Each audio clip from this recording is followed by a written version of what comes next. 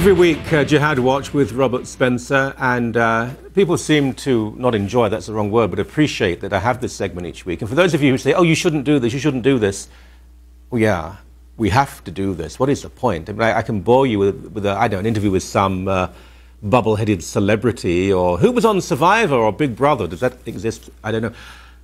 We need to know what is going on in the world. And before we introduce Robert Spencer, let me just read something to you. Now, I should warn you, this is very graphic stuff. And it's horrible, actually, because it concerns a 15-year-old. I've got a 15-year-old daughter. We have 4 children. The youngest is 15. Chris Donald, he was just walking along the street in Scotland, in Glasgow, and he was kidnapped by, and let's be quite specific, a Muslim gang, 3 men.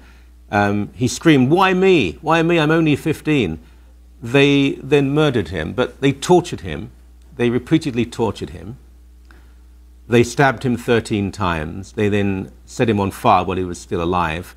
There are other reports that claim that he was castrated. We're not sure of that. He was certainly repeatedly tortured. When his body was found, the person who found it thought it was the body of a carcass of an animal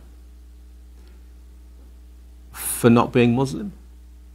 Now, eventually, the killers were brought to justice. And the reason we're talking about this now, because this happened back in 2004, was that the man who led this gang, who showed no contrition or apology, Imran Baldi Shahid, there was an attempt to kill him last night in the gym. He's a very big guy, a lot of weight training and so on, and has some enforcers around him. I know, you think they'd live in shame, but no, in the prison. He had special privileges.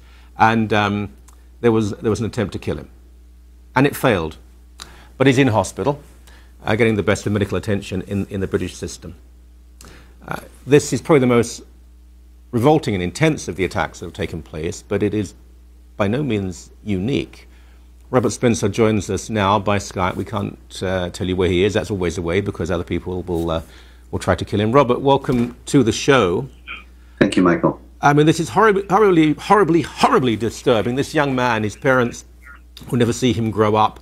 This has to be emphasized. This wasn't about race, which would be absolutely wrong, of course, but it wasn't about black and white. This was a Muslim gang who wanted to kidnap and murder a non-Muslim. Can we please state this quite clearly?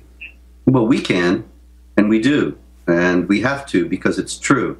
But of course, most of the mainstream media, when they reported on this incident way back when it first happened, and now when they're reporting on the attack on Imran Shahid, have characterized it as a racial incident. And it most certainly is not. I mean, there are many attacks like this, and they're increasing in frequency all around Europe.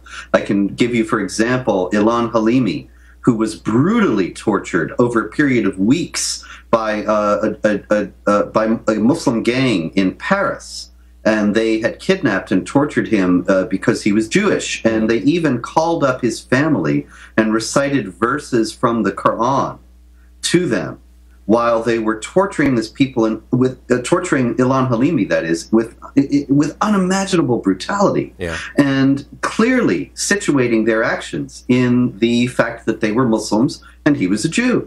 And Chris Donald, it's the same thing. He was not a Muslim; they were Muslims, and these kinds of attacks, increasing in frequency, are gestures of supremacism, of intimidation, of a signal to the non-Muslim community that they are not to be crossed in any way. And if they are, this is the kind of thing that will happen. Mm-hmm. Now, we always say this. We don't have to, but some people get very angry if we don't. This is not to say that every majority of Muslims act like this. Of course they don't. The MP in the area in Glasgow, I think we've got a photograph of him now. He's a Muslim man, a very moderate Muslim. Can we see a picture of him, please?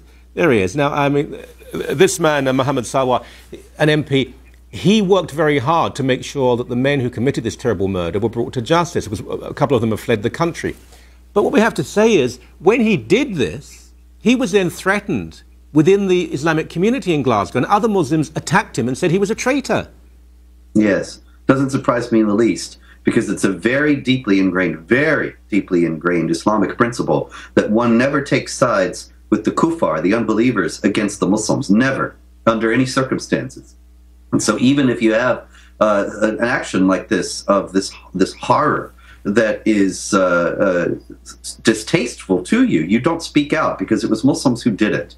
And you know, I've heard so many stories about this. I'm acquainted with an American who converted to Islam to marry a Muslim woman, and he became he didn't know anything about Islam. He just was doing it for the marriage. Mm-hmm. But he became active in the Malaysian Muslim community because his wife was Malaysian. Yep. In Florida. And what happened was, after 9/11, they were having a meeting at the mosque, and he thought that they would be all upset and would be condemning what happened on 9/11, but they were all talking about how they had to hang together, and never a word of condemnation of the hijackings. Now, even if there had been somebody there, in addition to the gentleman who was telling me this story, who had disapproved of the hijacking and the mass murder that happened on that day in the name of jihad and Islam, he would have been intimidated into silence because the community was determined to close ranks and to protect the Muslims. Mm-hmm.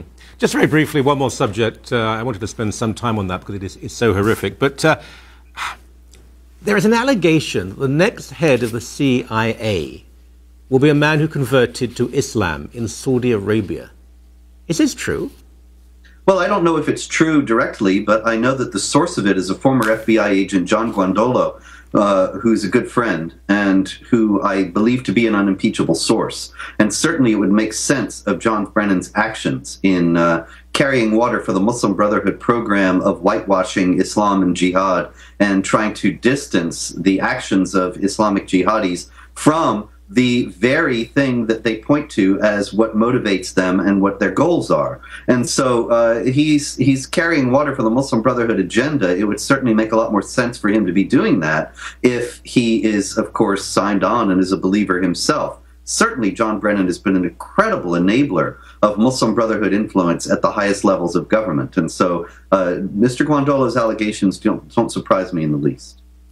If it is true, and I'm not in any way claiming it is, I know I've seen the reports, but if it is true, would it be an issue? Because you know what will happen. People will say, well, so what if he's a Muslim? He's an American, and his faith is private, it's up to him. So if it were to be proven, and I think that'll be difficult, would it prevent him from being the most powerful intelligence agent in, well, arguably the world? No, I don't think so at all. There are already quite a few CIA desk chiefs, bureau chiefs who are already converts to Islam. There's a concerted effort by the Saudis and others to convert them. And yes, immediately, if anybody raises any protest about this nomination on those grounds, people would say, well, you can't say that. It's just bigotry and Islamophobia and hate. And the Muslim Brotherhood influence, the Muslim Brotherhood's stated agenda in its own words of eliminating and destroying Western civilization from within, none of those things would be discussed. There's a lot more to discuss, but we've run out of time. There are so many subjects. I wish there were none to discuss. I really do. But I've said before, that's not going to happen in the near future. As always, Robert, thank you so very much. Thank you, Michael.